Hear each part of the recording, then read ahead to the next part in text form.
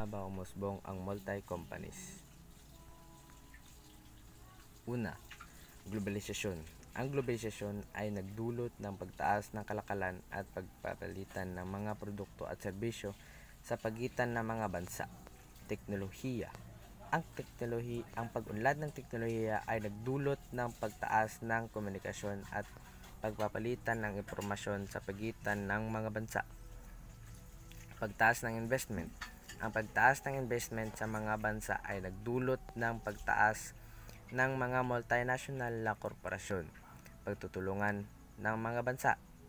Ang pagtutulungan ng mga bansa sa pamamagitan ng mga kasunduan sa kalakalan at mga organisasyon sa pandaigdigang ekonomiya ay nagdulot ng pagtaas ng mga multinational na korporasyon.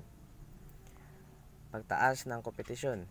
Ang pagtaas ng kompetisyon sa mga merkado ay nagdulot ng pagtaas ng mga multinational na korporasyon na naghahanap ng mga oportunidad sa mga bagong merkado. Paggala ng mga operasyon. Ang pagtaas ng mga operasyon ng mga multinational na korporasyon sa mga bansa ay nagdulot ng pagtaas ng trabaho at pag-unlad ng ekonomiya. Pagbabago sa mga patakaran at kalakalan. Ang pagbabago sa mga patakaran at kalakalan sa mga bansa ay nagdulot ng pagtaas ng mga multinational na korporasyon na naghahanap ng mga oportunidad sa mga bagong merkado. Pagtaas ng mga teknolohiya ng komunikasyon. Ang pagtaas ng mga teknolohiya ng komunikasyon tulad ng internet at mobile phone ay nagdulot ng pagtaas ng komunikasyon at pagpapalitan ng impormasyon sa pagitan ng mga bansa. Pagtaas ng mga serbisyo.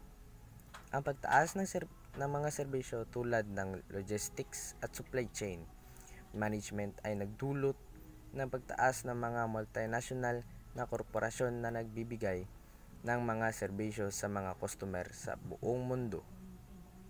Pagbabago sa mga modelo ng negosyo. Ang pagbabago sa mga modelo ng negosyo tulad ng e-commerce at digital marketing ay nagdulot ng pagtaas ng mga multinational na korporasyon na nag-a-adapt sa mga bagong teknolohiya at merkado.